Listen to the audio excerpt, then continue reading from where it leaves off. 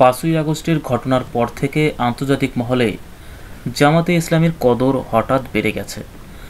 বিশেষ করে যেভাবে বিশ্বের বিভিন্ন দেশের কূটনীতিকরা দলটির নেতাদের সঙ্গে একের পর এক বৈঠক করছেন, তাতে বিষয়টি আরও স্পষ্ট হয়ে উঠেছে। মধ্যপ্রাচ্যের মুসলিম দেশগুলোর সঙ্গে জামাতের সম্পর্ক নতুন নয়, তবে এবার তালিকায় যুক্ত হয়েছে ইউরোপ এবং উত্তর আমেরিকার কিছু দেশ। তবে সবচেয়ে আকর্ষণীয় বিষয় হল চীনের আচরণ। চীনের রাষ্ট্রদূত এক প্রকাশ্য আয়োজনে জামাতকে বাংলাদেশের সবচেয়ে সুশৃঙ্খল রাজনৈতিক দল হিসেবে উল্লেখ করেছিলেন। এতে থেমে থাকেননি, তিনি স্বয়ং জামাতের কার্যালয়ে গিয়ে দলের নেতাদের সঙ্গে সাক্ষাৎ করেন। এমনকি চীনের শাসক দল কমিউনিস্ট পার্টির প্রতিনিধিরাও সরাসরি জামাতের সঙ্গে মিটিং করে।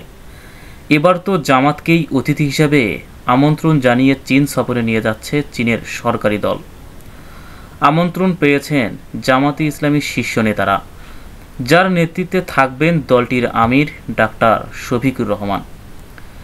বিস্ময়করভাবে সফরের আগেই ঢাকায় নিযুক্ত চীনা রাষ্ট্রদূত লিও ইয়াওয়েন নিজ উদ্যোগে এক প্রি রিসেপশনের আয়োজন করেন, যার অন্য কোনো রাজনৈতিক দলের জন্য সচরাচর দেখা যায় না।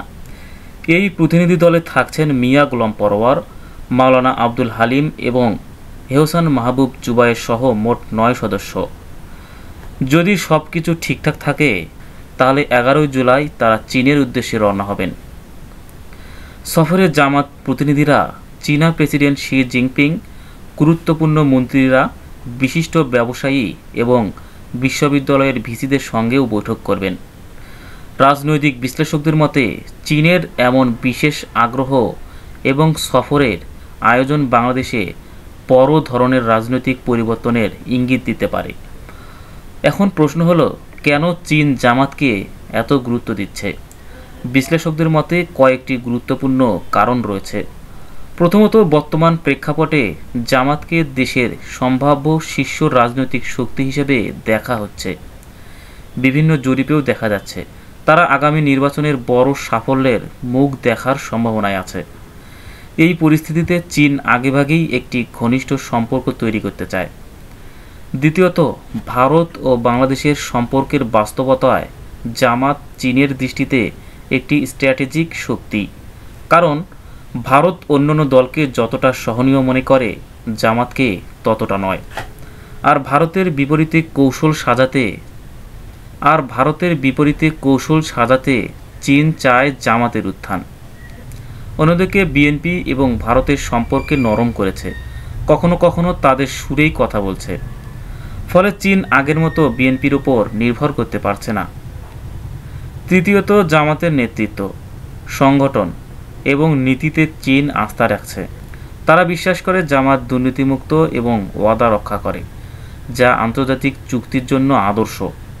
তবে জামাত চীন সম্পর্ক বিএনপিকে বেশ অস্বস্তিতে ফেলেছে। তাদের অনেকেই প্রশ্ন তুলছে, চীন কেন এমন একটি দলকে বিশেষ মর্যাদা দিচ্ছে যাদের স্বাধীনতা বিরোধী ভাবা হয়। রাজনৈতিক বিশ্লেষকরা বলেন, ভারত যেহেতু আওয়ামী লীগ না থাকলে বিএনপিকেই বিকল্প মনে করে, সেজন্য চীন ভারতের বিপরীত নীতিতে এগোচ্ছে, যার লাভবান হবে জামাত। ভারতের ইতিহাস শুধু নেওয়ার দেওয়ার নয়, এমন মন্তব্য উঠে আসছে।